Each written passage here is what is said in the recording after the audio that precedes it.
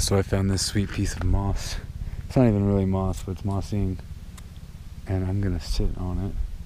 And I'm going to meditate. Earth is our substrate for existence on this planet. As human beings, we know nothing more than to be these animals on this planet.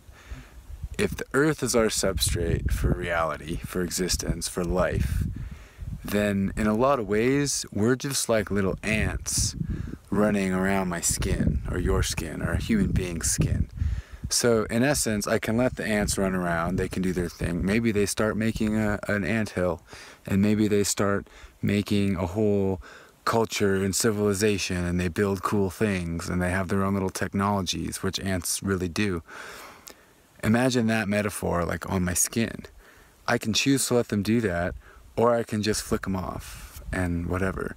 Or I can let a whole culture choose to do something, or I can wipe them all out. Like, it's pretty easy. Like, if there's ants on me. And maybe it's not annoying, right? I think we naturally look at there's bugs on me, it's annoying. But if you're just present with it and you observe it, like, it's really not that annoying. It's just kind of like something's touching me. So if the Earth is a living being, which, whatever you want to think, but this is a cool analogy, especially if you're high, man. The Earth is a living being. We're just like ants running around on it, and it's up to the Earth, like what's going on. If it wants to squish us, or let us collectively build and thrive, or if it wants to get rid of us, right? Or an individual, like I don't want that one. So, or if one strays from like the queen ant, strays from all the other ants, it's just doing its own thing. It's not being very communal, collectively oriented. So boom, squash it, it's out of here. If that's how life is on Earth, and the Earth can just wipe any of us out at any time, if you choose to look at it this way, this act of meditation, especially here on this island, which is just linking from the center of the Earth, is like literally rooting in, like you're supposed to root in with your lower chakras, which represents your earthly attributes. You're like, I am an animal. I am 3D. I am carbon. I eat, I fuck. And then you link that earth energy up to the skies. I am a god. I have ideas. I exist interdimensionally. I do whatever the fuck I want in this reality. We have both of those elements to us, that masculine, that feminine, as we've chosen to call them in our culture.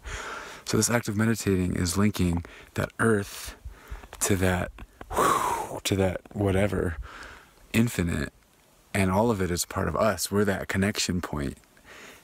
And if you want to just flow, and you want to have like this peaceful life, or you want to be you, whatever you want to look at it as, by connecting into that earth, like you're telling the earth, you're communicating with the earth, like, I don't want to be that ant squished.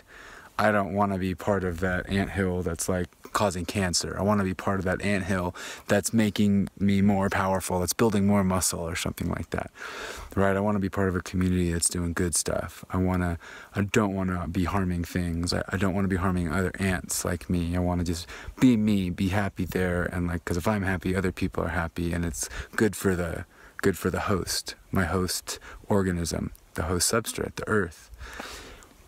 So this act of meditation is getting into that rhythm and communicating with my host, like, yo, we speak different languages. I can't really fathom you as a being, but I acknowledge you. And you probably can't really fathom me either. Just like an ant, I see it, but an ant doesn't know I'm there. Ant doesn't know what the fuck it is. I'm a different dimension. If I were to just squish an ant, it's a freak accident. Duncan Trussell, that's where I got that metaphor from. That's a not hyper reality, but that's like an interdimensional fucking car accident, is me squishing the ant. Okay? So in this interdimensional relationship we have with our host substrate planet, like, we choose what happens, and if we want to be in harmony with it, or if we don't. And then if you want to take it deeper, our like carbon molecules are also part of that planet, part of this atmosphere, part of the universe. Like, we recycle ourselves, and nothing is permanent.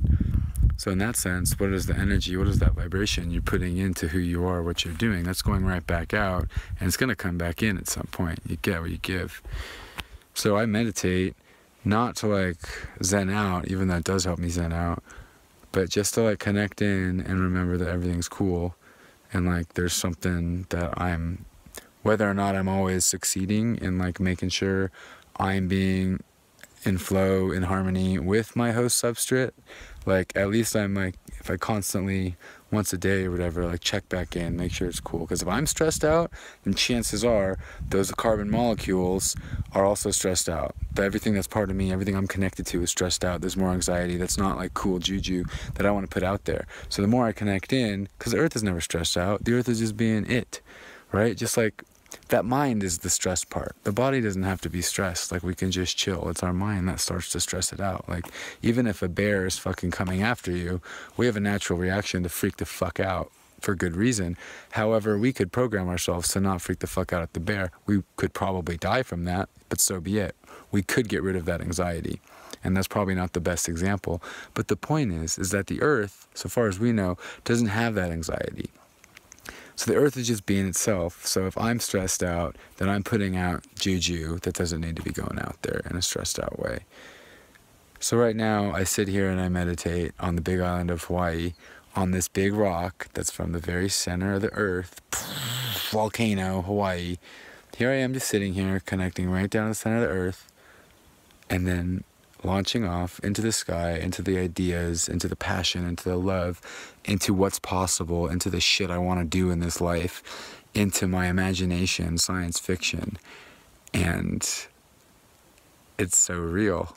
And it's maybe not real in the here and now, but like, that's why they say never stop believing, never give up, because it's real. It's going to be real one day.